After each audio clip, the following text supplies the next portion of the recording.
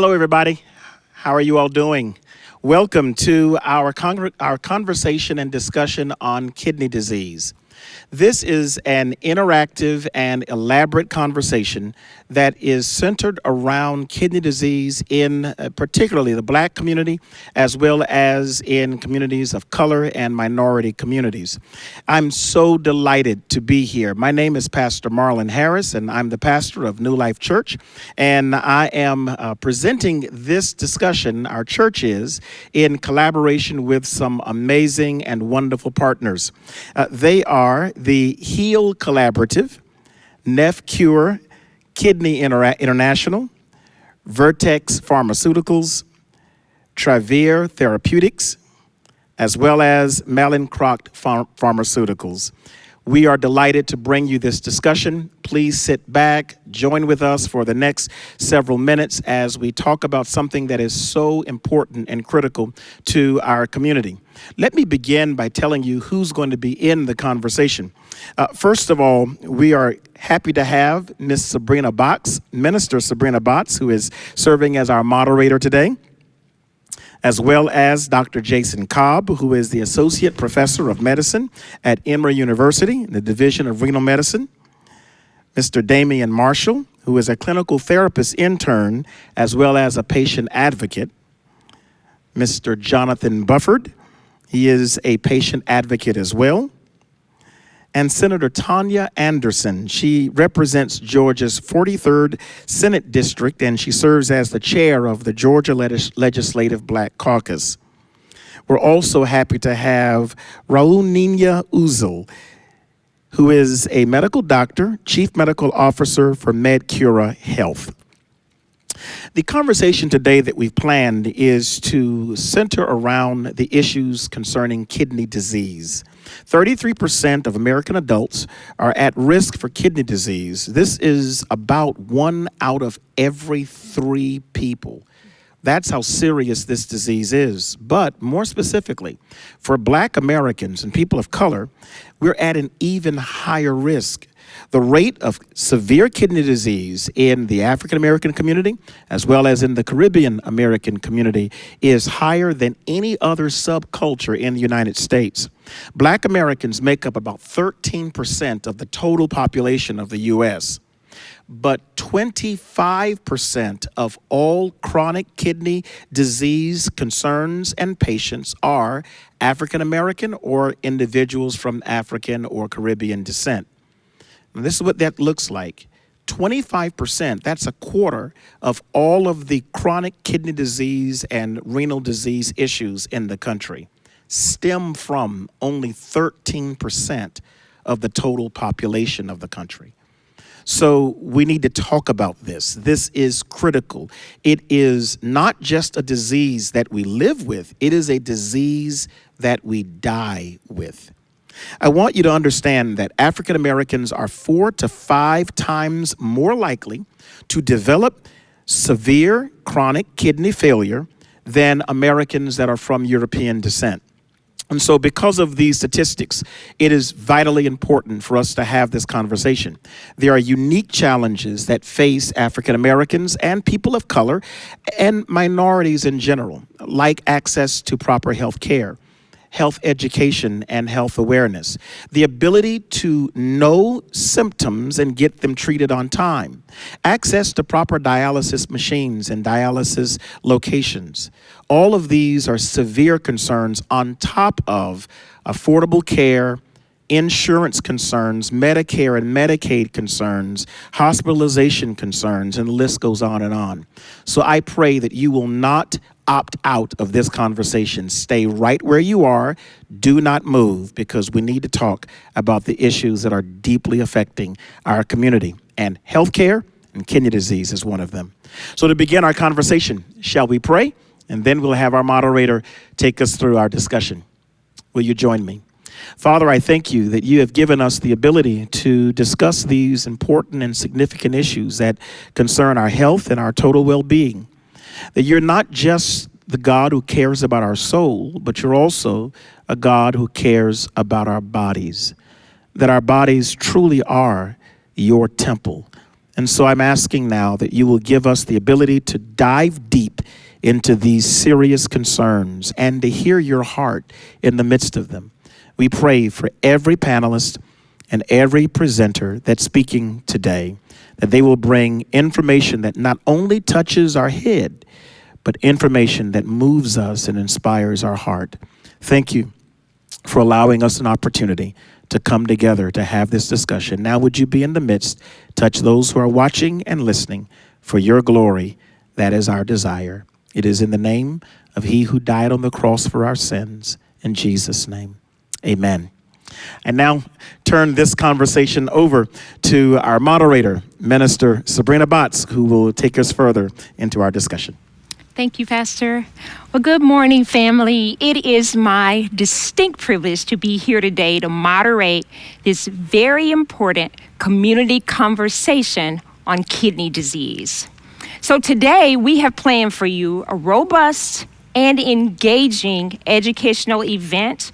We've gathered medical professionals, we have patients, we have patient activists, and we have community leaders, all because these conversations are so necessary for you, our audience, I almost said our studio audience. So what I want you to do, as Pastor said, is get ready to learn today. It is quite possible that today you're going to hear something that will literally change the rest of your life.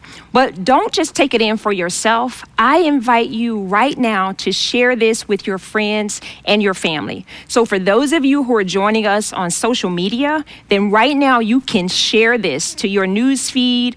I don't think you can go live anymore with Facebook, but please, please, please get the word out. For those who are not on social media, you can also watch us on our website. So newlife-atl.org. For those that you're going to be sharing this with, if you want to just put us on mute right now and call somebody, they can find us on both YouTube and on Facebook at New Life Decatur. What I want to emphasize is, as we're getting started, why this is important for you is if you or people that you love have risk factors like diabetes, hypertension, obesity, even certain kinds of medications, all of that makes you at risk for kidney disease. So this conversation really, really, really matters.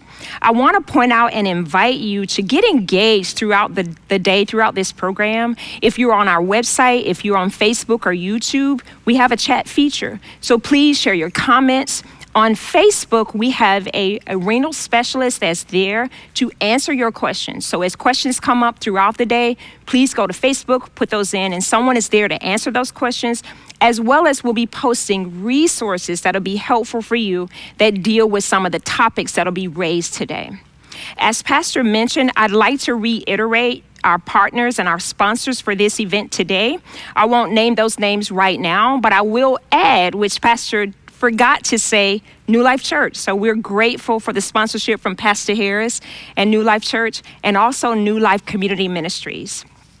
All right, so with that said, let's get started. We're gonna introduce to you our very first guest, Dr. Jason Cobb. Dr. Cobb is a kidney specialist here in the Atlanta area. He practices at Emory Hospital Midtown, or what we formerly knew as Crawford Long. Dr. Cobb was educated at Atlanta's own Morehouse College, and he did his medical training at Emory University. He's practiced for over 10 years, serving some of the most vulnerable populations in the Atlanta area. So ladies and gentlemen, please help me welcome Dr. Jason Cobb.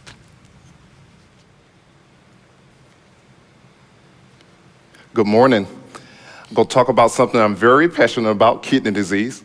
Our nephrology fellows spend 2 years training, learning about kidney disease, and our medical students do a month in nephrology learning about kidney disease. I'm going to try to give the highlights in 20 minutes. Outline, we'll talk about defining chronic kidney disease, or CKD. These are my patients who are not on dialysis yet. Prevention and treatment of chronic kidney disease. End-stage renal disease, or ESRD. These are my patients who are on dialysis, and sometimes we might say end-stage kidney disease, or ESKD. And we'll also talk about kidney replacement therapy options such as dialysis. Prevalence of CKD. Chronic kidney disease affects more than 20 million Americans, about 13% of the US adult population. Over 600,000 people have end-stage renal disease or on dialysis. While African Americans account for 13% of the population in the United States, we have 50% higher risk of chronic kidney disease, 3.5 times the likelihood of progression from chronic kidney disease to end-stage renal disease needing dialysis, and account for 30% of patients who are on dialysis or with end-stage renal disease, but we only make up 13% of the US population. CKD, or chronic kidney disease in Georgia, is the 9th leading cause of death in Georgia. Georgia has higher end-stage renal disease or dialysis rates compared to the rest of the United States, and blacks have 4 times the rates of end-stage renal disease in Georgia compared to others. Eastern and southern parts of Georgia have the highest rates of end-stage renal disease. Diabetes prevalence in African Americans in Georgia, 12% versus only 8% in whites in Georgia. The most common cause of end-stage renal disease in the United States is diabetes. Over 50% of patients on dialysis are on dialysis because of diabetes. Hypertension is number 2. Number 3 is glomerulonephritis. That's 13%. Those are some of the special things that we see, such as focal segmental glomerulosclerosis, HIV-associated nephropathy, lupus nephritis. My passion for nephrology stems from my family. On one side, I have my aunt who passed away when I was in college with end-stage renal disease. She was a dialysis patient. One of my first cousins in her arms has severe chronic kidney disease right now. On the other side is my mom and 2 of her brothers in 2020. One brother is a dialysis patient in our hometown, and our other brother, my uncle, died from end-stage renal disease and acute kidney injury on chronic kidney disease in 2020. So we all have hypertension. Some in our family have diabetes, but there's possibly some other reason why we might have higher rates of end-stage renal disease or kidney disease in our family. There might be some genetic causes. So genetics of chronic kidney disease.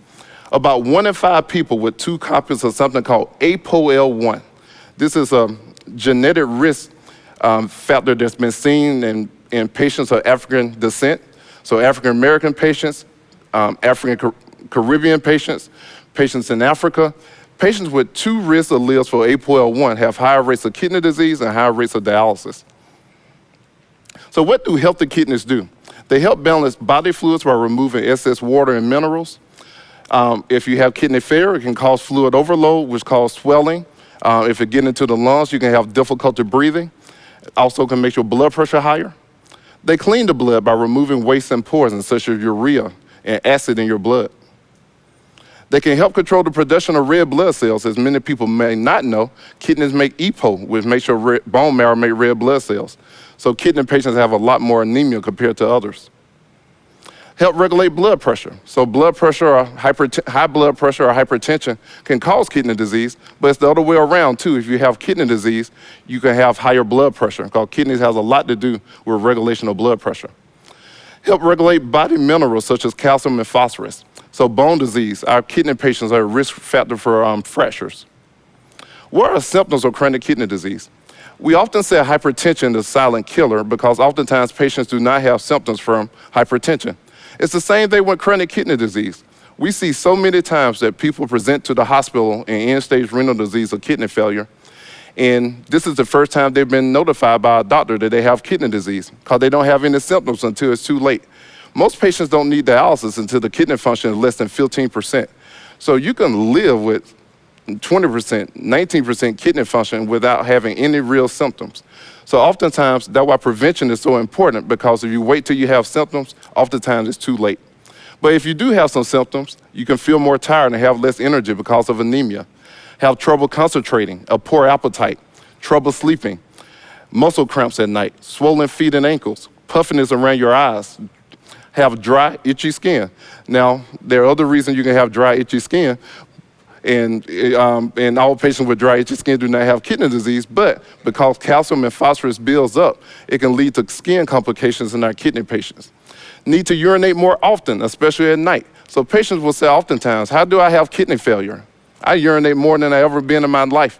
Well, that's the problem. Because you have severe kidney disease, the kidneys cannot hold on to water when it's appropriate. So patients oftentimes will urinate more when they have severe chronic kidney disease. Test to check for kidney disease. We always look at the urine. The urine is very important. If you have protein in your urine, that's a bad sign. You're supposed to have protein in your blood. When your kidneys are damaged, you can have protein leaking into the urine. Others are blood tests. So the serum creatinine, so we all have muscle, and we all have different levels of muscle, but it's broken down into creatinine. And your kidneys are supposed to get rid of creatinine, but when your kidneys are not functioning properly, the creatinine in your blood builds up.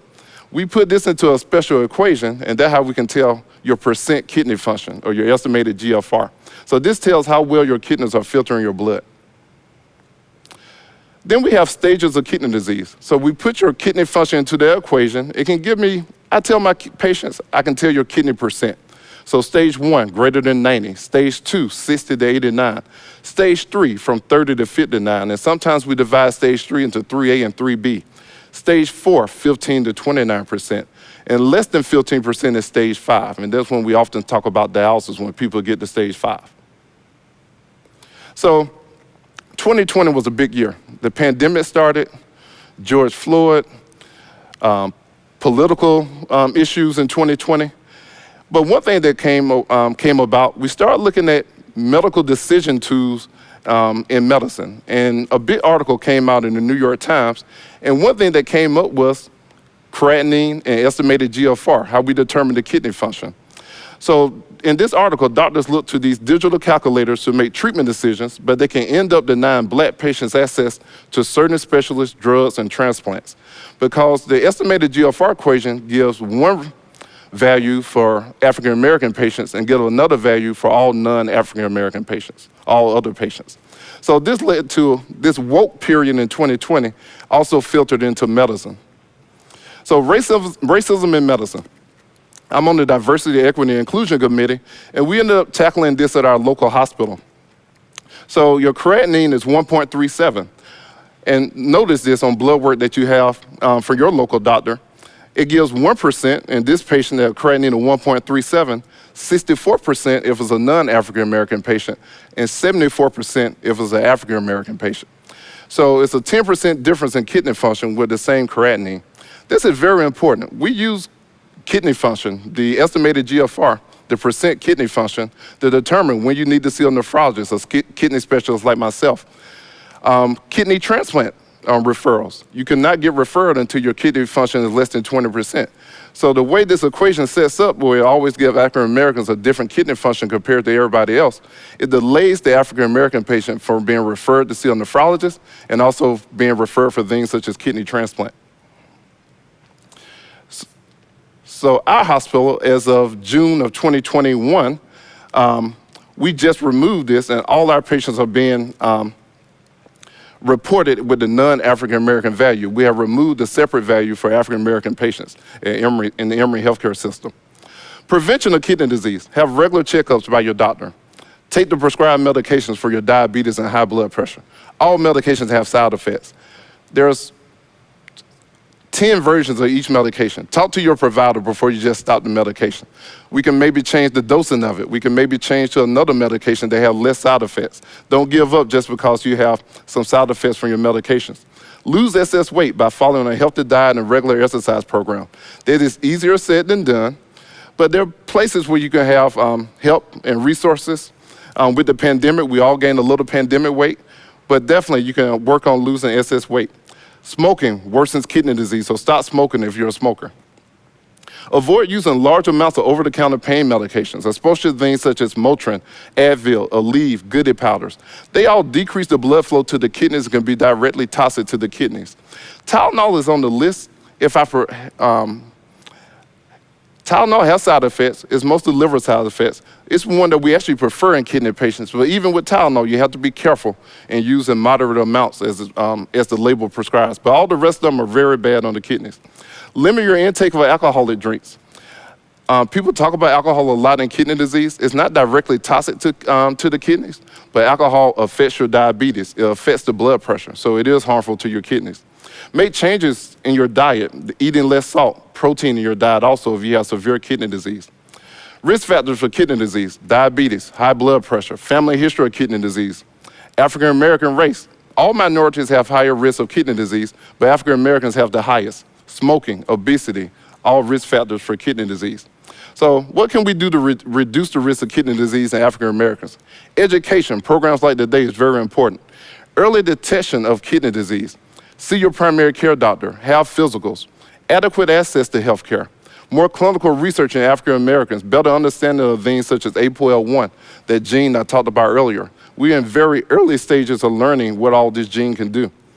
Adequate treatment of diabetes, adequate treatment of hypertension, and proper dietary habits. High blood pressure or hypertension. Age puts you at risk of hypertension, but you can also be diagnosed with hypertension early. I see so many patients in their teens and 20s being diagnosed with high blood pressure. Race, minorities have increased risk of hypertension. Weight, alcohol use, all increase your risk of high blood pressure. Sodium, a mineral that's important for controlling blood pressure. It found in most processed foods, especially in salt. We recommend less than 2,000 milligrams of sodium per day.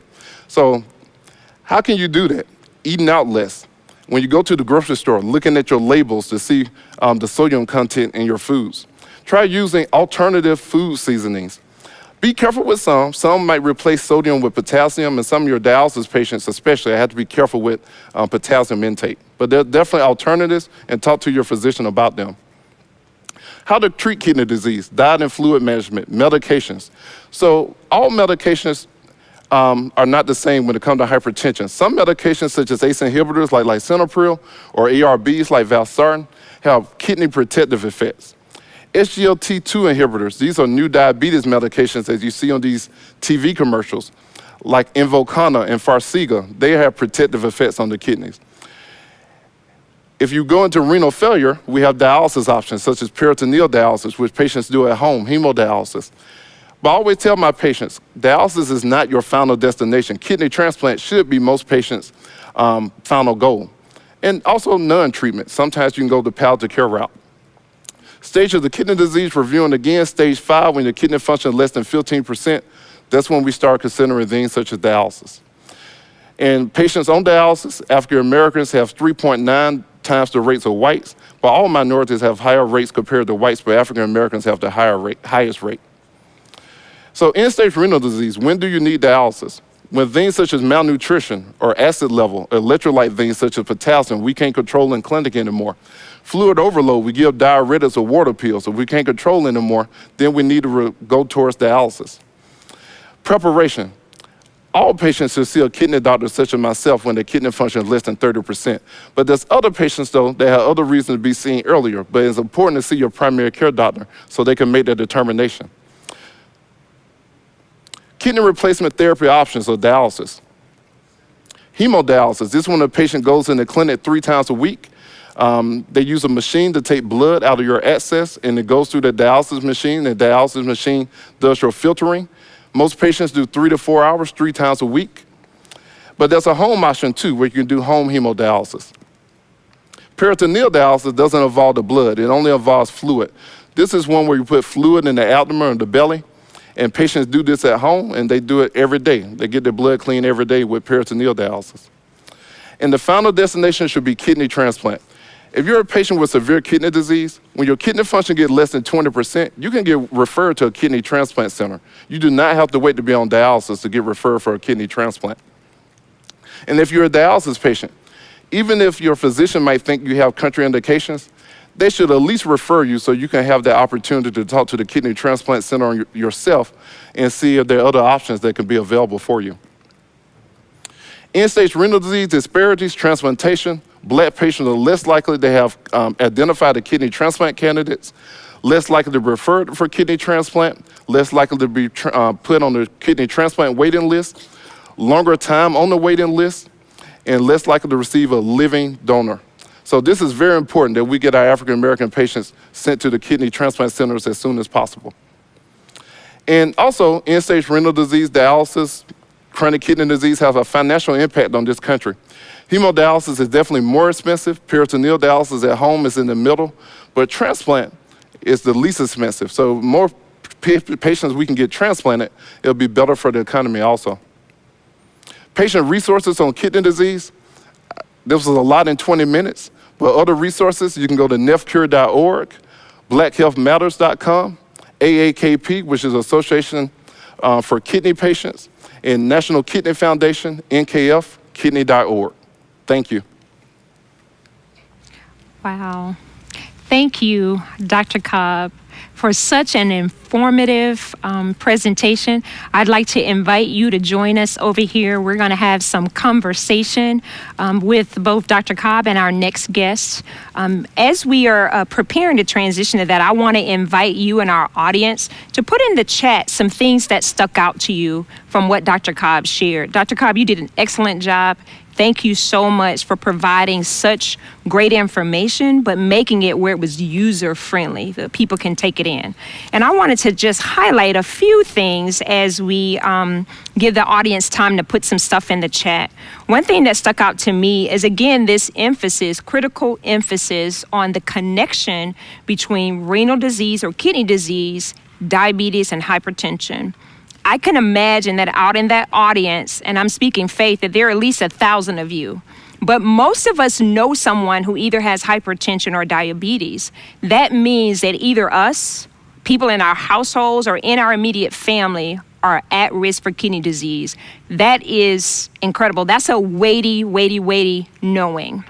The other thing that jumped out to me and that was intriguing is this connection between the gene and people's risk. And so hopefully we'll get a chance to speak about how do people get screened, because you're not necessarily born knowing about that or knowing what your risk factors are. So I'd love for us to maybe have some time in dialogue in a moment about how do people know if they actually have that gene. And then I would say the other thing that stuck out to me was that all minorities actually have risk for kidney disease.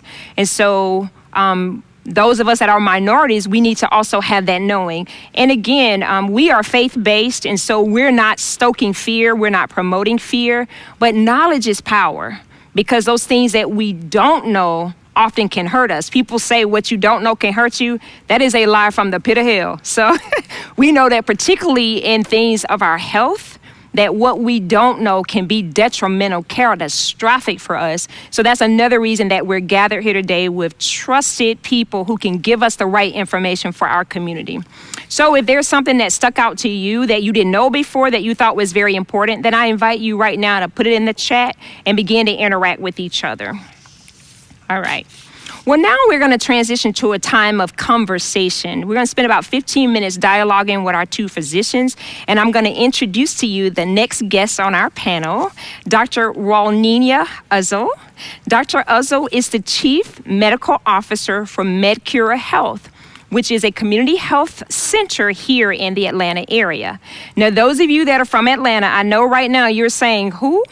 Well, MedCura Health is formerly Oakhurst Medical Center. So I know that those of you that are particularly from Metro Atlanta, you know Oakhurst.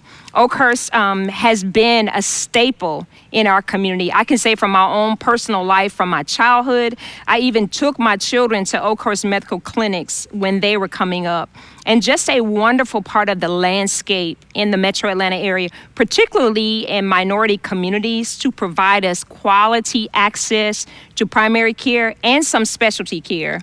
So thank you for what you lead others in doing there at Oakhurst Medical Center, MedCura. And Dr. Uzzle is also still seeing patients. She is a family medicine doctor, a specialty that's near and dear to my heart. And I like to say that she's on the front lines. She is a critical person in our care, primary care. They're there on the front lines, keeping us healthy.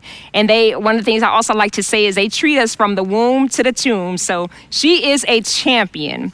She was trained at the University of South Florida. She did her residency at Baptist Medical Center in Birmingham and also at Atlanta Medical Center. She's been at MedCura since about 2000, and Dr. Uzzle not only treats but also leads other clinicians in their fight to care for some of Atlanta's most vulnerable populations. So if you guys were in the building, I'd ask you to give a hand, so put in the chat a great thank you and welcome to Dr. Uzzle. Well, Dr. Uzzle, as I bring you into the conversation, since you are a primary care provider, prevention, as I know I was trained as a PA, that primary care is all about prevention. And so I want to bring you into this conversation about kidney disease to talk about what we need to be focused on in a space of prevention. And now I know we had a conversation the other day, and we talked about some of those painful things that you get to share with your patients when it comes to us taking care of ourselves and doing what we need to do. We're all family. I started this conversation that way. So tell us the truth. What do we need to be doing? So welcome. Great. Good morning, everyone. Thank you, Ms. Potts. One of the things that we primarily concentrate on is prevention. And Dr. Cobb, that was a great presentation. You did highlight a number of topics that we engage with our patients. And what I'd like to focus on are modifiable factors. Things that we can do as individuals in the decisions that we make for our own health. Things that are not modifiable, such as our race, we can't control. Genetics, we may not be able to control, but there are decisions that we can make that are modifiable factors in preventing chronic kidney disease. And I'd like to start with access to care. Dr. Cobb brought that up as one of the problems that we face, particularly as minorities.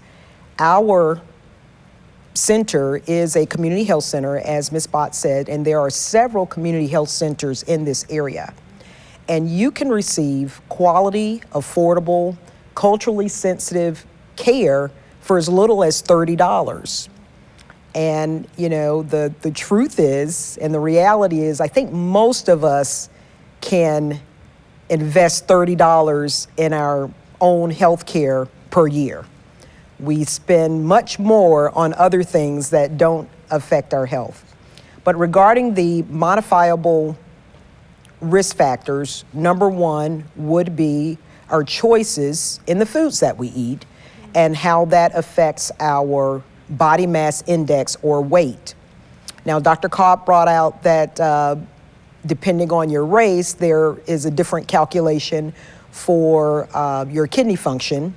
For body mass index, we do take into account other factors as well. But very simply, body mass index, taking your height and weight, some of the other factors that we look at are athletic build, et cetera. If you could do one thing in terms of prevention is keeping your body mass index in that normal range, which is somewhere between 18.9 and 24.9. Greater than 95% of us, particularly in minority communities, are either overweight or obese. And once you're outside of that range, now that sets you up for having health issues such as diabetes and hypertension, which Dr. Cobb explained as one of the, or two of the two risk factors for chronic kidney disease, with diabetes being number one. Also, diet and exercise. And diet, again, making that very specific for the patient as a preventive care specialist, and that you have to have the conversation with patients of their diet and what their resources are for their diets.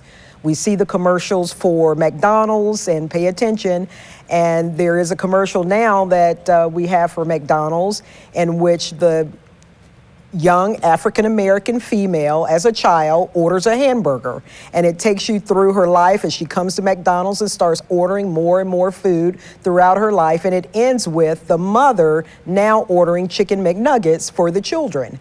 So again, those foods are more affordable. However, there may be more affordable options. DeKalb County is now offering mobile food trucks in which there are affordable choices for food.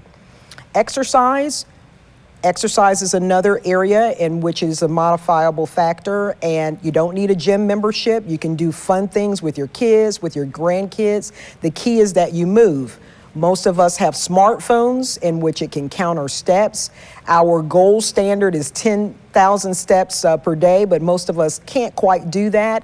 But anything, you know, if you park a little further from a building in a safe environment and walk to that building, or taking the stairs when you can, but talking with your primary health care provider is very important in customizing what is a great exercise plan for you. Again, decreasing your chances of getting diabetes or hypertension. Normal blood pressure is 120/80 or less. However, if you have other comorbid conditions, those numbers are looked at a little differently. And also regarding medications, as Dr. Cobb said, staying away from some of the over-the-counter medications, limiting your alcohol, and stopping smoking. So we as primary care providers, we're looking at prevention. And now that everyone knows that you can have affordable health care, access shouldn't be a problem. If you can invest seeing a primary care provider once a year, that would be most important. Thank you. I thought of a few questions. Many things came up while you were talking. When we begin to talk about food, we know that for many people of color, food is culture. And I have, during the time that I was in the clinic, one of the things that I would see is this struggle that people would have trying to be different. We know that chronic diseases changes our lives and our outlook. And anything that happens to you in a family unit is going to change the family system. But I've seen people really struggle, particularly around the holidays, because food is culture. For many of us, food is family. So if I change, everybody has to change. And I saw, sadly, many of my patients almost having peer pressure or being bullied to not try to be healthy because now you think you're better than the rest of us, you know, or oh, a little bit of this is not gonna hurt. So either one of you, have you seen that with your patients, and how have you helped them to address, because it does matter. I only see grandma, you know, at Christmas, and I really want this macaroni and cheese because nobody does it the way she does it, so. Well, I think you bring up some good points, and that's why customizing a plan for each patient, knowing what their environmental resources are. And, you know, we all have days in which we cheat. And particularly with holidays, we recognize as primary care providers that those are going to be difficult days.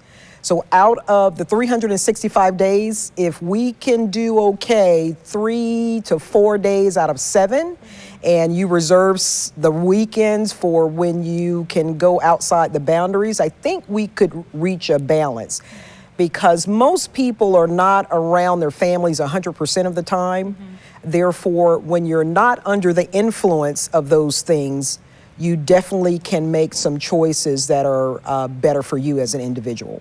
I think I'm changing my medical home. You taking some new patients? Now, Dr. Cobb, I know that, you know, the clients that you're dealing with, the patients that you're dealing with have been diagnosed with kidney disease, and so everything is changing.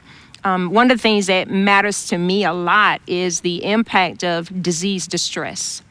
And that's something that goes on talked about in our community. It centers around mental health. It's a grind, it's a bid to be diagnosed with anything. And Jonathan and I were talking about this earlier, to be told that you have to take a pill. So it's one thing if I want to take a pill, but it's something else if I now have to take a pill. Even that knowing weighs heavily on you, and people sort of struggle. So Dr. Cobb, one of the questions I'd like to ask you, I can imagine many of your patients are grieving, not to mention what their family members are going through. So how have you helped them to make that transition and be able to own their health? Because it takes a lot of motivation to do now all these things they've got to do because they are now a dialysis patient or because they are now a kidney patient. So patient dedication is very important. In the chronic kidney disease patients who are not yet on dialysis, especially when they first get the diagnosis, a lot of patients are in shock. Seeing me in the clinic more often, sometimes we have resources. We can send patients to patient advocates.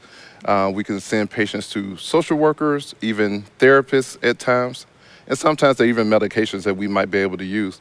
But a lot of times we can get away with stress reduction, exercise programs, just educating the patient about their disease process. Some patients take this as like their second job, and they really get motivated. And I think that really helps with some of the shock and the grief that they have at the very beginning. Starting dialysis is a whole nother issue. That's a big change in lifestyle and a big thing for patients they have to go through. Luckily, dialysis units have social workers available. We have dietitians available. We have nurses and staff who are in the clinic all the time. Patients also have groups where they can talk to other patients. A lot of the patients actually get to know each other and become very close to the patients who sit beside them in the dialysis unit. So there's some of the things that we have more resources possibly available in the dialysis unit. But it definitely a bit process, is a bit lifestyle change. Just make sure they have a good relationship with their physician.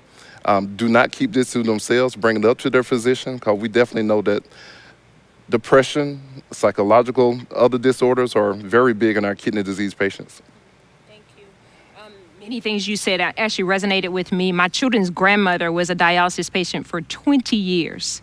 And then she finally passed away a few years ago, but she actually used to call dialysis her job. That's what she would say. She's going to work. Dr. Uzzle, I wanted to circle back with you in terms of many things that Dr. Cobb mentioned in working together with your primary care practitioner. I really like that idea because as a frontline clinician, you do need to work closely together. But thinking about things like dietitians, exercise programs, with you in primary care, have you been able to, I've heard of some doctors writing prescriptions for certain kinds of foods, write a prescription. Some farmers markets have those kind of programs with clinics where a doctor can write, she needs to have 7 servings of this per day or this, but also exercise. So there at MedCura, you as a frontline clinician, are there resources in our community that you know about? Now, you're here in South DeKalb. We're here in South DeKalb for those that are joining us from outside of Atlanta. We're in a heavily African-American area here in 3003435. Many people here are at or below the poverty line. Many of our families are what we call the working poor, and they are accessing your clinic because I send them there.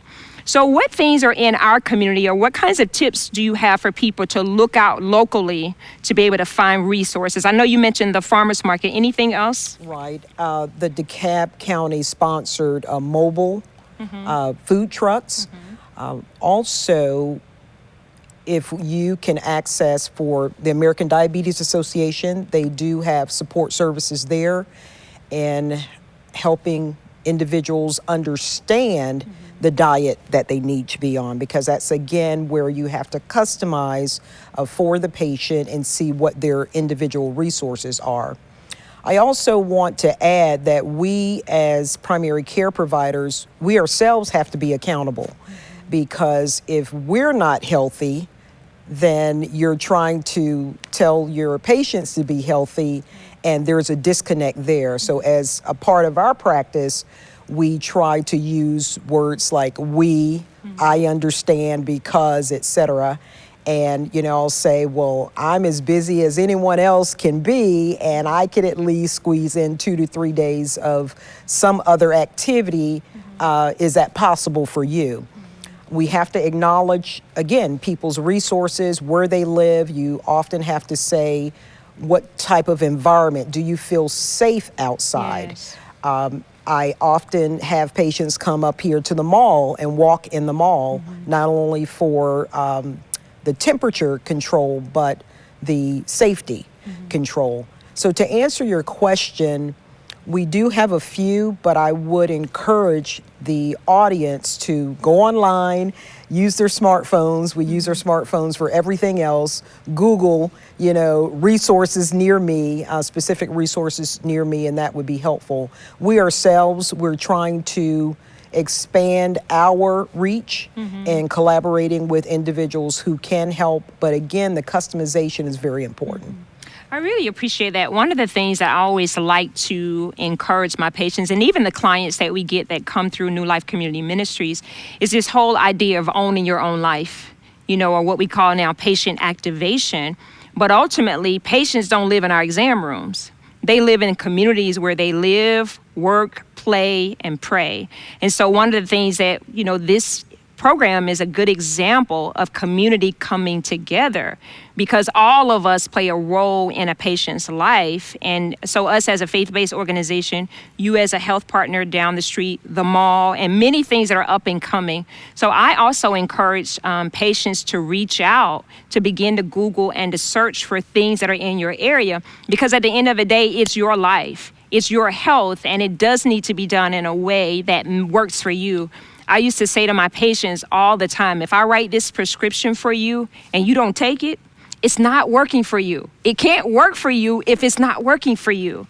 So the onus is on you to let me know that this medicine makes you sick, this medicine, you can't go to the bathroom all day long because of the shift you work, you need something else. So you want to be able to open your mouth and speak to your clinicians about what's happening with you.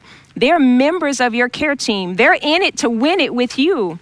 But ultimately, you've got to walk it out, and they won't know if you don't open your mouth and tell them. So I do invite you to do that. I hope that you get to have doctors like Dr. Uzzle and Dr. Cobb. Actually, I don't ever want you to have to meet Dr. Cobb. Like, we're great that he's a great, great doctor, but I really hope that you never have to meet him. But you want to have physicians and clinicians that you really connect with and that really care. And I can tell that both of you do. So thank you so much.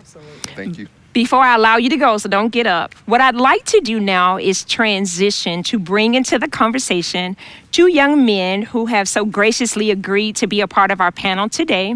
Both of them are actually walking the road of kidney disease, and they have so graciously agreed to tell us a little bit of their stories today.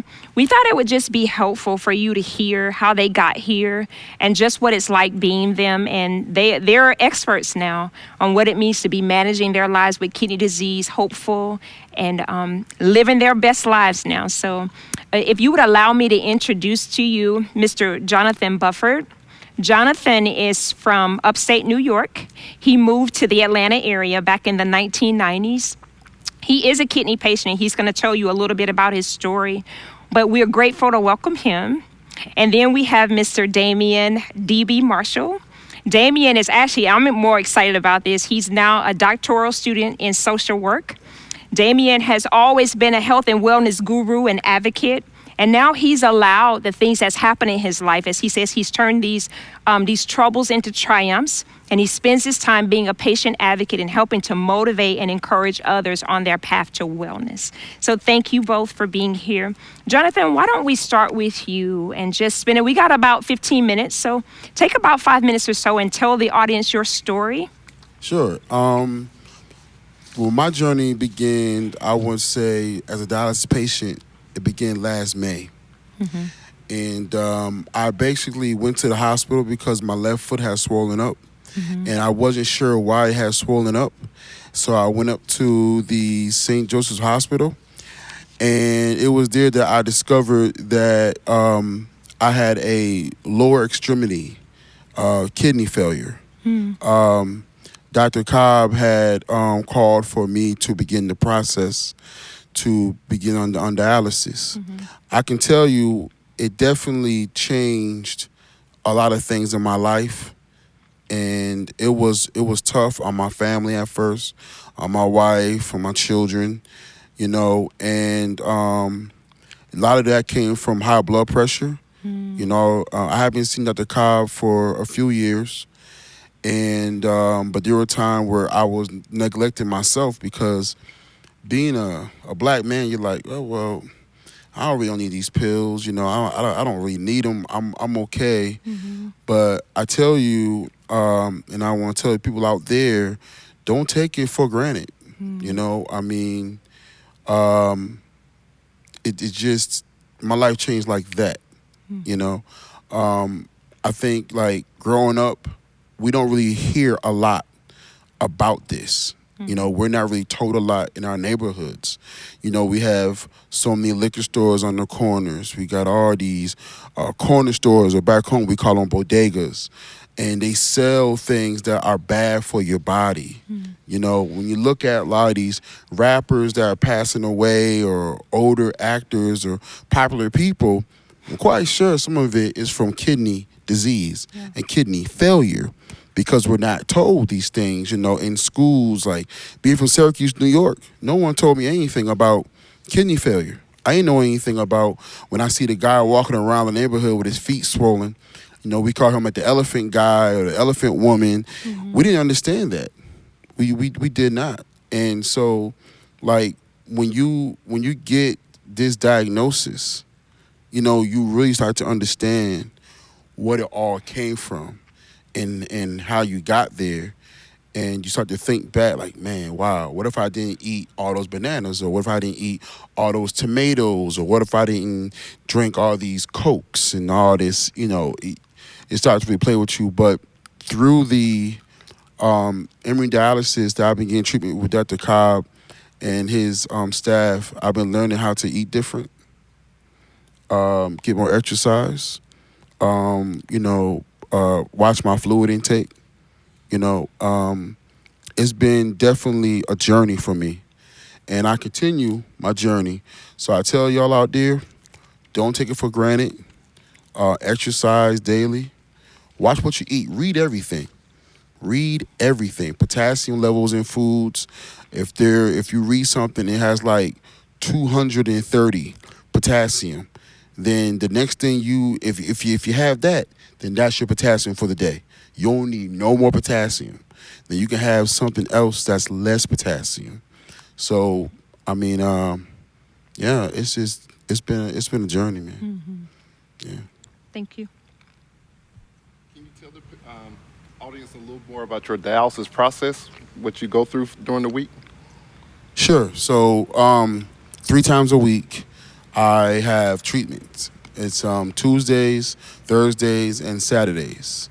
I go in around 3 o'clock, get put onto the chair. They have to, can I show them my access? Mm-hmm. So, I don't know if the camera can see this. Mm-hmm. This is the access on my arm here. Mm-hmm. This is what you get right here when you get on dialysis. Mm-hmm. And they have to put needles in your arm, hook you up to the machine, which takes out all the toxins that's in your blood, clears your blood for that day, and then a day after the next day you come back. Because as we eat, we still got to eat, right? So we eat, we drink, and from those foods, it's those things that your kidneys can't break down on their own no more. Mm. This is the reason why dialysis was created, so that way it can give a person a chance at life, and to continue life. It's a process. Mm-hmm. It's definitely a process. And when you first start it, yes, it does mess with your head because you can fall into a little depression. I know I did in the very beginning. I could talk to my mother a lot. I cried a lot because, I knew that my body was going through something different that I had never went through before. And I was a young guy. I was very athletic, and like when you eat, like I know some of y'all go out for work and you eat and you lay down. Be careful with that. Because when you eat and lay down, remember your body's not moving no more. You're just laying down, so that food, that beef is just sitting on your stomach. All that phosphated food and sugar just sitting on you. Those Coca-Colas are bad for you. I hope y'all are listening to what we're talking about because this is serious. Especially in the Black community, we gotta wake up and understand that this is critical. And that this educational program that you're watching right here with all these fantastic people, this is something that you need, and we need to have a discussion around the dinner table with this.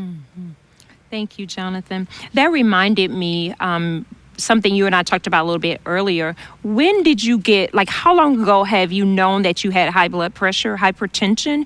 And did you know that other people in your family had hypertension, had diabetes, or had to be on dialysis previously? I knew that my uncle, my father's brother, was on dialysis. And my mother, she had hypertension and kidney diseases since she was a little girl. And it's in my family. Dr. Kyle talked about it before. And I knew I had high blood pressure because I was diagnosed a few years ago, probably like 2015, 2014, with high blood pressure. And I started seeing Dr. Cobb not too long afterwards. And, like I said, like being a Black man, just looking at those pills, and I'm like, I don't need those pills, I'll be okay. I just eat this, eat that. No.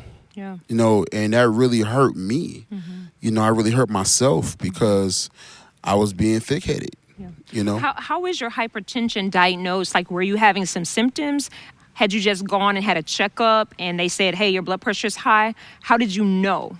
Well, I knew something was wrong because I was having like these headaches, a lot of headaches, or you can taste like a certain taste in your mouth, like a blood taste in your mouth. and like I had never had that before.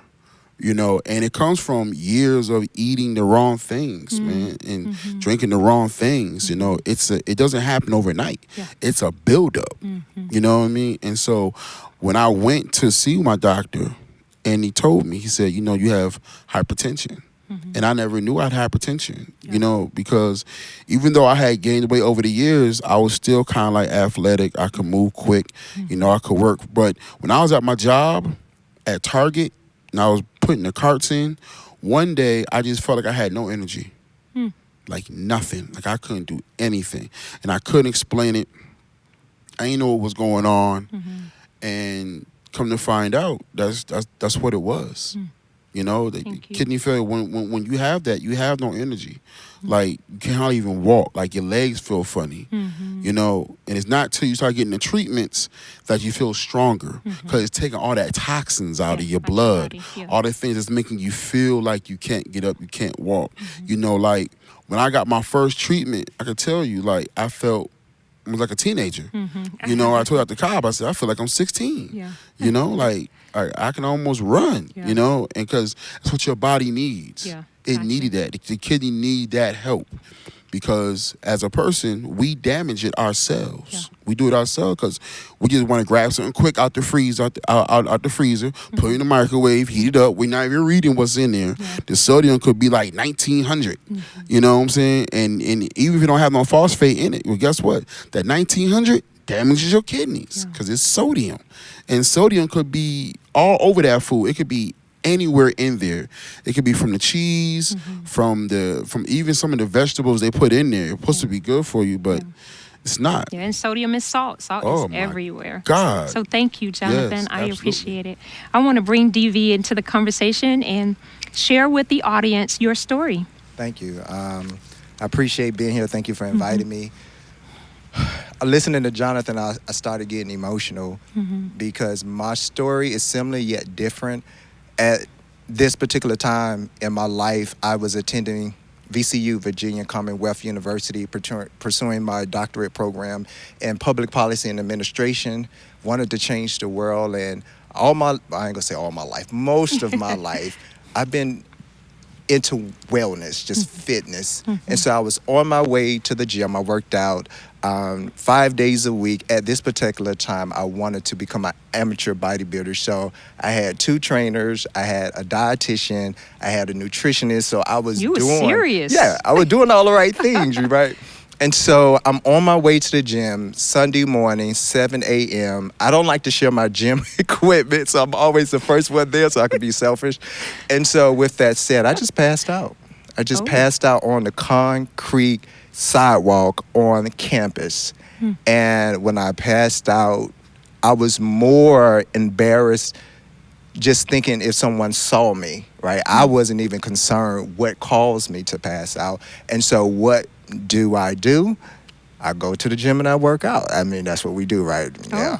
But eventually after that, I went to the emergency room. And at that particular time, they just said, hey, you in this program, you stressed out. And I was like, oh, okay. So I would go out to class. I was starting having, I'm going to call it confusion. So I couldn't necessarily get my thoughts together. So I had a law class. And I was just really struggling. I went back to the emergency room because I'm very in tune with my body. My body's not feeling right. They say, hey, we can't find anything. I went to the emergency room a total of 3 times. They would send me back home. And so the changing factor for me is when I got a C on my final exam in this law class. I just couldn't process and connect the dots when it came to this particular class. I'm like, no, something is going wrong. So I'm an individual that always like to get second, third, and fourth opinions. So I went to Thank VCU Medical Hospital and I saw a doctor there. And it was like, oh, something is going on with your creatinine. I'm like, oh, the creatine that I'm taking? So there's a creatine supplement that some trainers use. And she was like, no, that's not that. Your body produces creatine. And so at that point, she ordered blood work. It was high. She sent me to have a ultrasound done of my kidneys. And I never really got the results from that. But from that, I know she sent me to a nephrologist. At that particular time, I called my family and say, hey, something going on with my kidneys. There's a possibility that I have kidney disease. letting everybody know what we're going to do about it. And so at the time I had a spouse. And so my spouse was like, oh, no, you coming home. I'm like, no, I'm going to stay here. I'm on a scholarship. They paying for my college. I got no money. I'm going to stay here and ride it out. At that particular time, the consensus was you never let us help you. You've always helped the family. This is the opportunity that the family can help and support you. So I came back to Atlanta from Virginia, and I didn't have any health insurance. I was a student. And so I ended up at Grady. And when I got to Grady, and Dr. Cobb just so happened to be there. He was my doctor. And so Dr. Cobb said, listen, we're going to go ahead and we are going to do a biopsy. And I was like, okay, biopsy. So I went and I had the surgery. Mom came and all that. I have a very supportive family. And so after the biopsy, of course, I had to come back in for the results. And I can remember Dr. Cobb telling me that I had FSGS. And in my mind, I just lost it. And tell us what FSGS means. FSGS. So I don't know how to pronounce the term. But Dr. Cobb, do you want to pronounce it? Focal segmental glomerulosclerosis. Okay, but I can describe it though. Yes, so basically thank you. what that is, you get these scar tissue buildup in your filters. And so your, and correct me if I'm wrong, Dr. Cobb, but the blood doesn't filter appropriately. And so it causes the creatinine to increase, correct? Plus, you spill a lot of protein in your urine. Right. So that was my diagnosis, and I just wasn't happy. So you saw the symptoms, right? I wasn't obese. Yeah. I didn't have high blood pressure. I worked out. I ate well. I juiced. And so at that particular time, I was just angry. I was angry at God. I felt like I was cursed. Here it is in my head. Sorry, I'm getting emotional. It's okay. But I'm poor. Like I come, and some people say poor. No, we were poor. Like there was no OR where I come from. And with that said is I fought for me. I fought for my family. I bought us out of the projects. I'm providing a new life. I'm progressing. I'm becoming educated. I'm doing what the world and my family and even me, what I expect of me. Then here it is. I have to deal with this. What did I do to deserve this? And so I went through just emotional turmoil, just being upset with me, being upset with Dr. Cobb for telling me. I remember having a few choice words with him. Because when you go to Grady, you have to sit in the waiting area when you don't have any insurance, a little bit longer if you have private insurance. And so once I kind of dealt with that, Dr. Cobb put me on prednisone, and the prednisone was 60 milligrams, and that drove me crazy. Like literally, I was manic. Like I think I was getting 2 to 3 hours of sleep. I had to call, and eventually he prescribed Ambien so I can kind of get some rest because I had to find a job. And when I found the job, my job was an hour and a half away. So I was driving 1 hour and a half to work and back from work because I needed health insurance to help me fight this thing that I didn't know anything about. And so for the most part, that was my story. But I think the turning point for me is when at the time my spouse wasn't supportive. So when I was on the prednisone and I was having these moments, I was literally getting up 3 o'clock in the morning, cutting my grass. I love working in the yard. And so I was cutting my grass, planting flowers, digging up weeds. Oh, wow. And I know my neighbor was like, what is wrong with that black boy over there? But that's what I did. I had to do something to give me a peace of mind, and working in the yard did that. Yeah. And so at that particular time, my spouse did not believe that I was experiencing the symptoms that I was experiencing. So they went back to feeling alone and loneliness. And my family didn't know anything about it. Yeah, Right. I told them I had kidney disease, but they had no clue on where to go, what to say, or how to respond. So at that point, I went in self-preservation mode, and I had to become my own advocate. I would like to point out that once you had your biopsy, Yeah. then it was discovered that you actually was a carrier of the gene, which was behind your kidney disease. Is that Yeah. correct? Yes. So no risk factors. Wouldn't have seen it coming. No. I was going to say, did anyone in your family have kidney disease? Had you know if anyone with problems with Yeah. their kidneys? My immediate family, no, but I had my mom's cousin, which makes my second cousin, Mary. She had kidney disease. I remember seeing her as a little boy. I had been 9, 10 years old. I remember her stomach being swollen, and I would hear people say that she had kidney disease. But as a child, it never registered Yeah, what what does that that mean? was. Yeah, what I does that mean, mean? in my family, we just always kind of treated people like people. And so just because you were different, we never made a big hoopla about it. But so nobody never sat down and explained that to me. But I will say this, when we talked about the cultural dynamic in our families, there were times I was vegetarian, there was times I was pescatarian, but I would call my grandmother when she was living, and I said, Grandma, we coming down for Thanksgiving, I'm vegetarian, or I can't eat this. And she would make my own Thanksgiving meals. So I had my own little, the card tables that you we play were cards. spoiled, Well, yeah, that too. yes. So Grandma would make my own food on this end, What? and everybody would have their spread on that end. Wow, Yeah. that's awesome and rare. Yes. Yeah. Well, thank you so much. And before we close out this segment, how are you doing today with your treatment? So I was diagnosed with stage 3A, and so right now I'm 3B. Everything in my life has been stable. Again, I'm into wellness. I am into fitness, and so today I'm doing extremely well, which encourage me and to empower me to just help others because I'm doing so well, right? So I share what I do. I share my fitness program. I share my eating regimens. I have 6 mentees that I mentor through AAKP. Emory has a mentorship program that I partner with too. And so I just make sure I be a part of that community to make sure that I'm doing my best to just spread the wealth. And in addition to that, I went ahead and just wrote a book, Love's Pursuit, Journey to Wellness, to help people deal with negative thoughts that we deal with in the Black community, to deal with this kidney disease, to deal with just the chronic illnesses. Other Because things.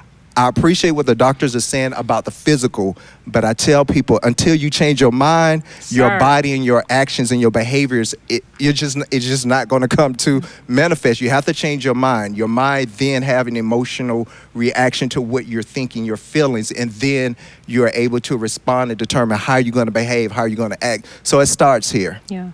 Well, for the audience, I know you all want to get to know DB better. So tell them how to find you on social. Yeah, awesome. So DB Marshall on social media, either Twitter, Instagram, Facebook. My website, lovespursueatl.net. You can find me there. Again, you can find books, you can find resources. I'm an AAKP advocate. So if you need me to come just speak to your community, speak to your church, just anywhere that you need me, just hit me up, call me. I'm very passionate about this. We have to change this dynamic. Yeah, we definitely do. We're I don't know if I can't remember if Pastor mentioned that this program is a launch of a year-long kidney disease program that we're involved in here at New Life. And so throughout the course of the year, we're going to have more information with doctors. We're going to have some screenings here in the community. We're also going to have conversations and opportunities for you all to interact with patients. And so I don't want you to be sad now that this is over, because this is really just the beginning. So as we get ready to wrap up this section, we're going to soon welcome 2 more guests to close out our day. But before we allow you guys to go, I want you to just take 10 seconds and leave our audience with a next step, an action point. What is your call to action that if they never see you again, Dr. Cobb, will start with you and then we'll go around this way and finish with Dr. Uzzle. What do you want them to know that will stave off kidney disease or help them to do something different? Get screened. See your doctor, do a physical exam, get your blood work, get your urine checked, because you need to know.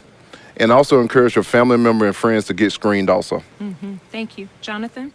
I would say read everything.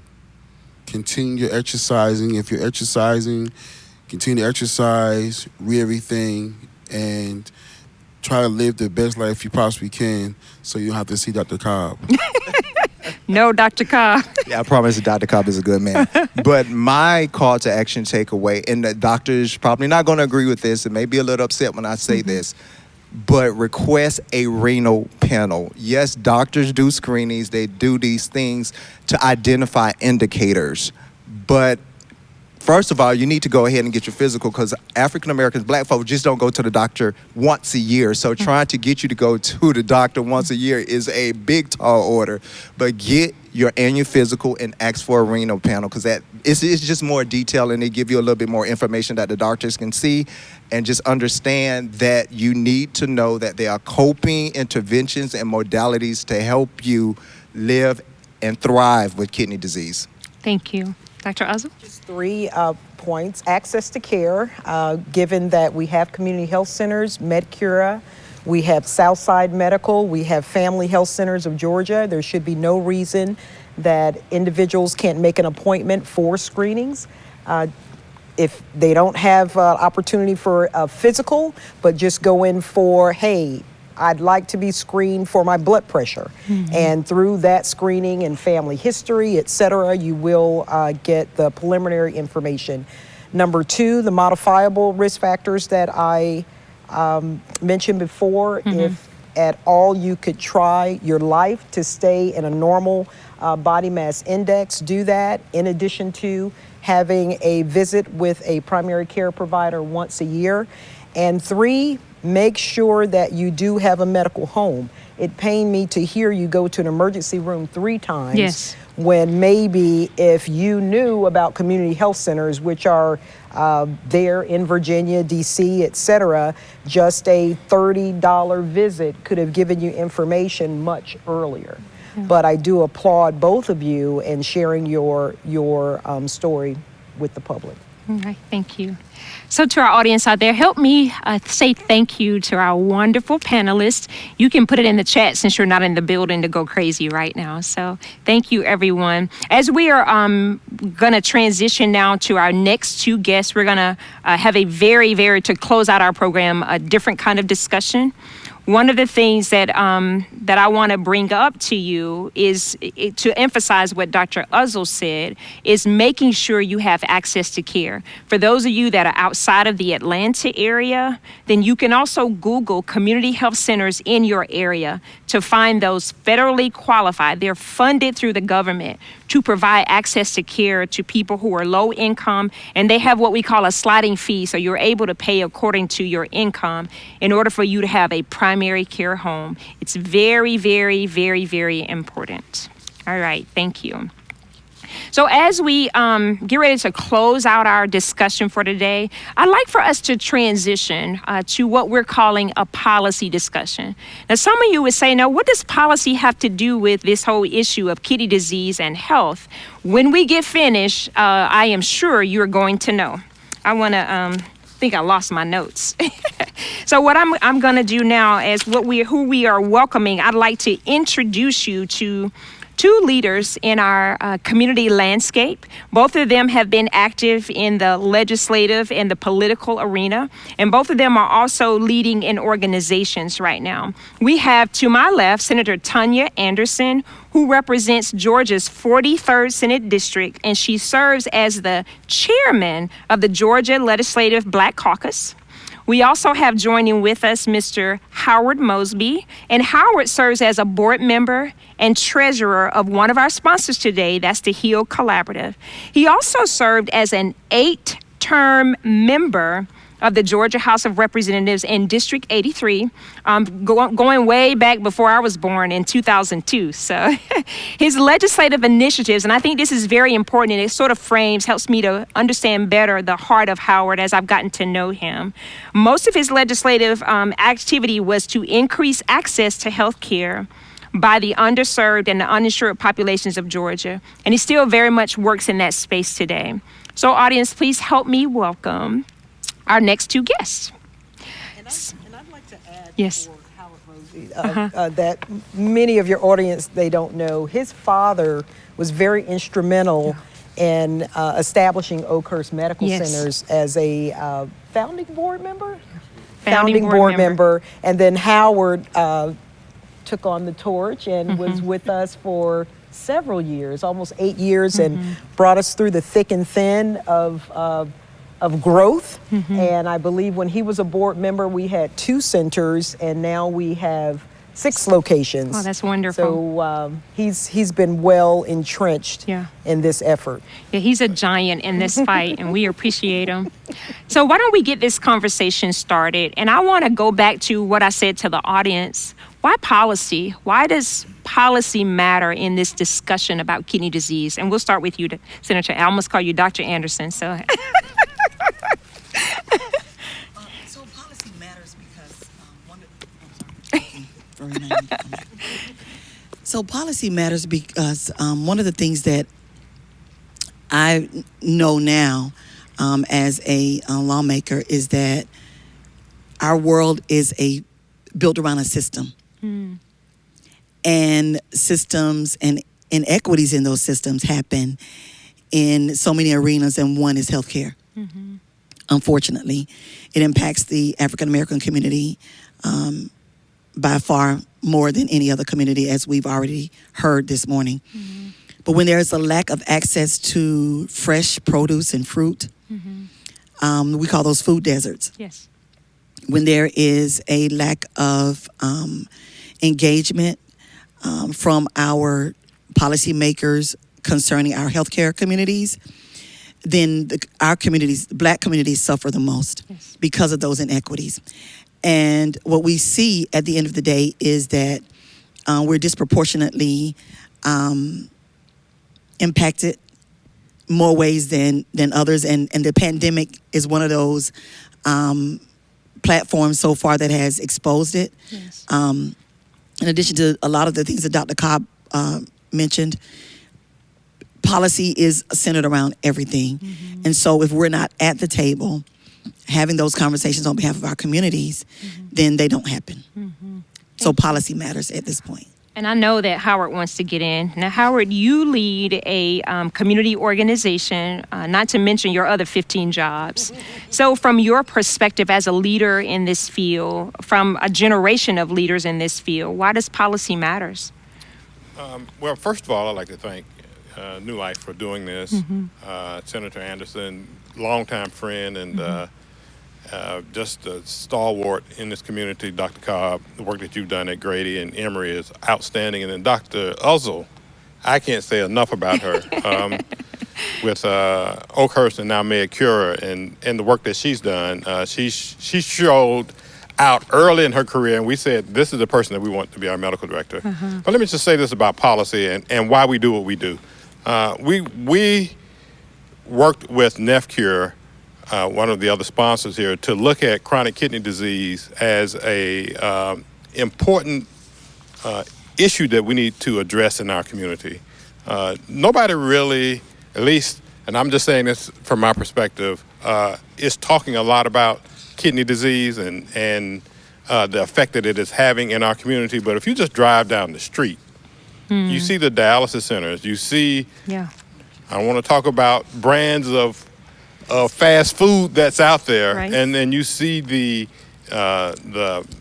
lack of investment in the community and what the community has access to, and then you see the numbers around what's happening with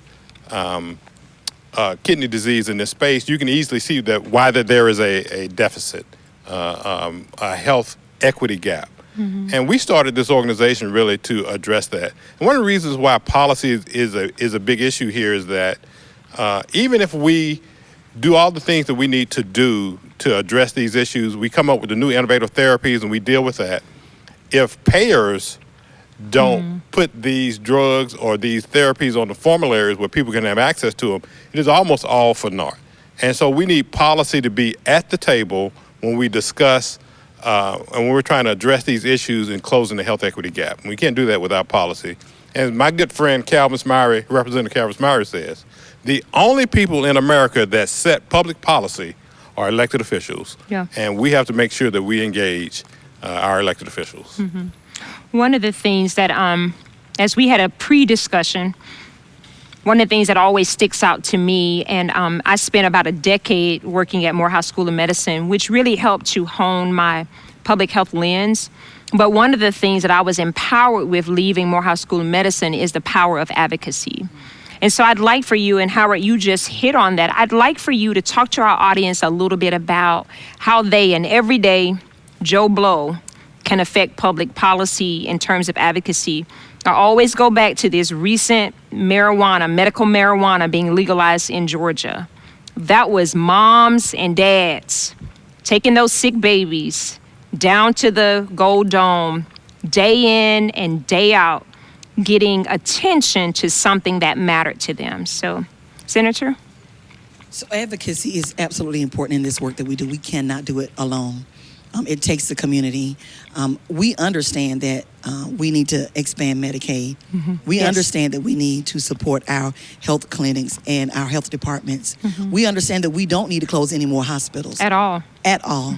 But we do need the community to stand alongside us, to be, those champions and cheerleaders around having access to quality health care. It is imperative that we have those partners and experts like we have today, lifting their voices, making it known that it is not okay to close medical centers. It is not okay for our medications, and I say our medications that pertain to Black illnesses, to cost a little bit more than other. I'm trying not to go down this road, but you asked the chair of the Black Caucus to be here, I'm just saying.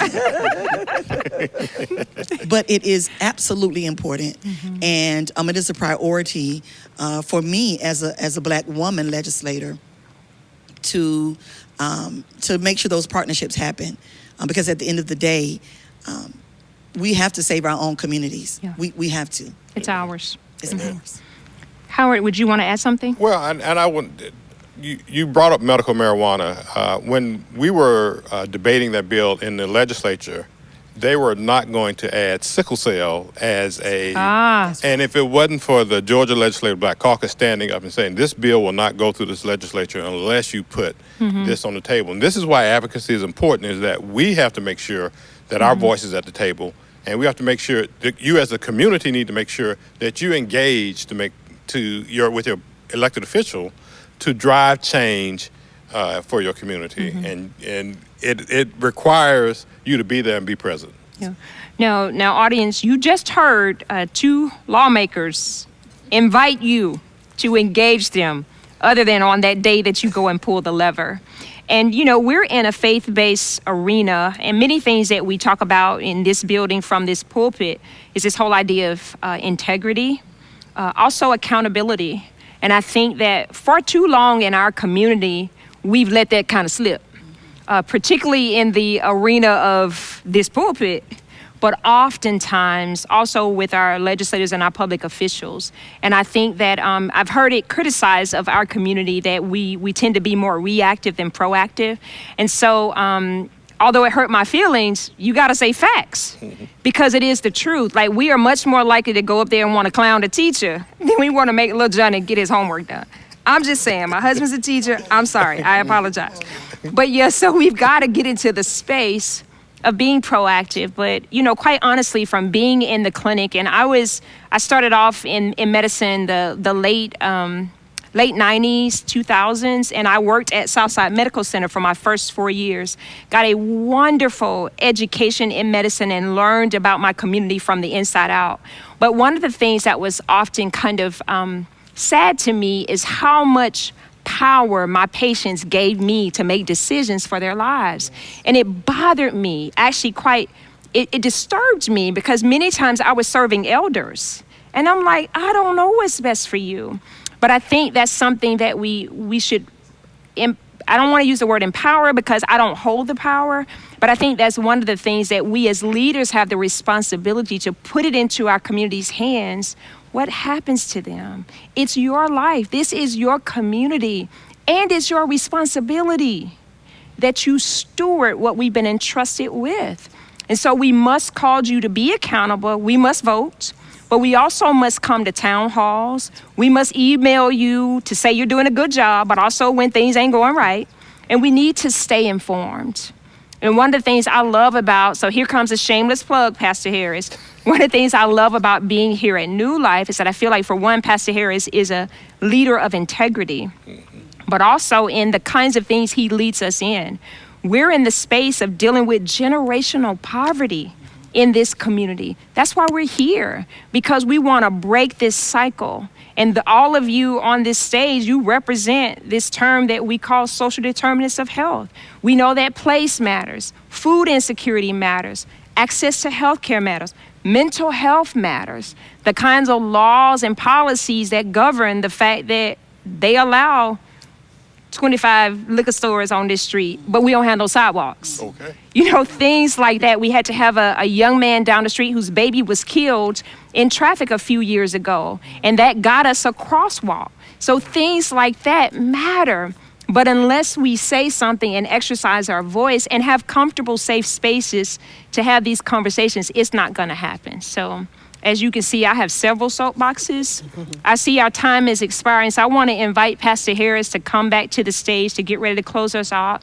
But to our audience, if there are some things that are sticking out to you, again, questions that you have, put it in the chat.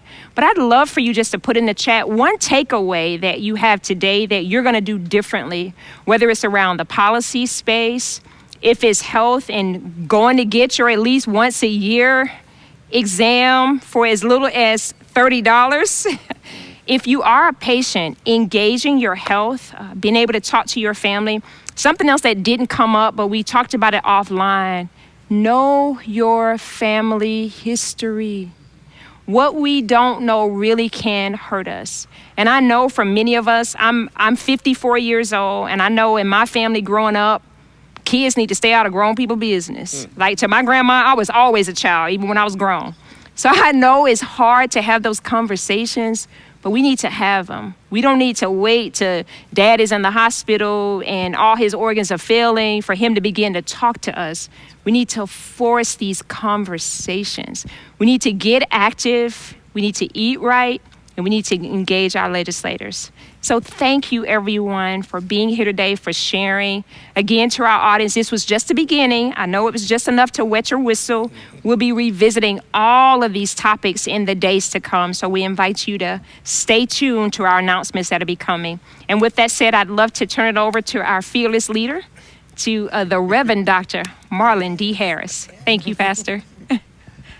I tell you what, I'm not sure how to respond to that. This has been just a phenomenal discussion. It ended way too soon because the information that's being shared is so critical for not just our physical health, but for the health of our community. We are committed here to making certain that we are healthy and whole and sane in all aspects of life, whether that's spirit, whether that's emotional, mental, physical, and so many other areas, because you are just that important. You matter that much. It doesn't matter what your background is. It doesn't matter how much money you make or don't make, what socioeconomic backgrounds you have, or what status of education you've achieved. You matter. And if you don't take yourself seriously, not very many people will. You are important. Your life is important. Your health is important. It matters to your family. It matters to your children. It matters to your grandchildren, and even for generations that are yet to come. Taking care of you is the best thing you can do for the people that love you. And so I want to encourage you. Pay attention to everything that was shared. Get in contact with these partners that we've been blessed to partner with. So I want to give you their names again before we close. First of all, there is the HEAL Collaborative. It is a wonderful organization that is committed to bringing these kinds of discussions and these kinds of conversations, not just here in the city of Atlanta, here in Decatur, but in so many other parts of the country, in those urban communities and in underserved communities where these conversations are needed. Also, NephCure Kidney International, and you met a few of the NephCure professionals here today. Vertex Pharmaceuticals, Travere Therapeutics, as well as Mallinckrodt Pharmaceuticals as well. And there'll be resources from all of these partners that are currently going to be placed in our chat space, and also resource links will be given for you to connect with them, ask questions, get their information. download everything that you can download about kidney disease. One of the best things you can do is educate yourself. You heard these patient advocates and these two gentlemen who have had kidney disease and are wrestling and struggling with that now and will be doing that for the better part of their lives. But did you see how much they knew, how much they were aware and educated themselves about the disease that's impacting their body? Don't wait until you develop kidney disease to begin that education process. Do it now. Do it in a preventive way so that you will not develop that disease and so many others that's crippling the African American community. And I want to challenge you to start taking control of your health. And I'm not just speaking to you, I'm speaking to myself as well. We need to start taking control of our health. Ask the right questions. When you have an appointment with your doctor, go to that appointment. Make sure that you're educating yourself with all the free resources and education streams that are online and in so many other places. Find out those healthcare providers in your community that will see you, that will support your healthcare process, and go see them. Talk to your family members about their conditions and their medical history. What's going on with them impacts you. We talk a whole lot about generational concerns in a spiritual context, but there are generational concerns in a genetic context as well. Being sick or having a predisposition for a particular disease doesn't make you a bad person, nor does it make you irresponsible. What makes you responsible is when you identify those markers and you identify the susceptibility that you have for certain diseases and illnesses, and you take action to reverse it. You've heard a lot today about what we eat, about our diet. I can't stress that enough, and all these doctors and medical professionals have done a tremendous job, way more than I could. But I can tell you in the non-medical professional way, eat right. Fast food is not good for you. I know you enjoy the McDonald's and the Burger Kings and all the other fast food joints, but I want to put a lot of them out of business in our community because they're pumping poison into our communities and into our families and into our children. So I want to say that again. They're pumping poison into our communities and into our families and into our children. Better food options is what you need to scavenge for and look for. And we're making commitments here at our community center to provide better food options for our immediate community, even in our food boxes and the things that we give to our community to make certain that we're being responsible for how we take care of our community. And I want you to be responsible for how you take care of your family. So I'm off my soapbox. And thank you for listening. Thank you for being a part of this conversation. Don't stop the conversation. It continues. We've made the critical investment of making this a year-long process. And so we have acquired staff as well as funding to support this process. Reach out to our community center, and here's how you can find us at www.nlcc-atl.org. I'll give you that again. It is www.nlcc-atl.org.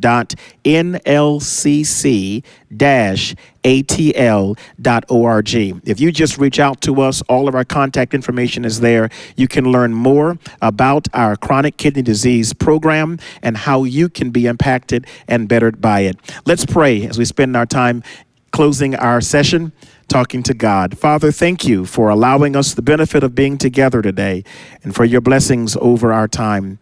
Thank you for all of these professionals, these men and women who have spent time this morning sharing with us knowledge and information that we need to better our lives. We pray your blessings upon their practices, your blessings upon their lives, upon their individual health journeys. Thank you for our senator for coming to talk about policy, that we have an advocate even in the halls of state legislatures so that we might be able to see produce and direction being given from the highest levels of our state government down to the lowest levels of our street corners.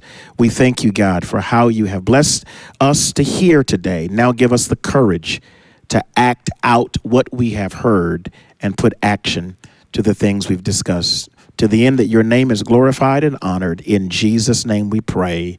Amen and amen.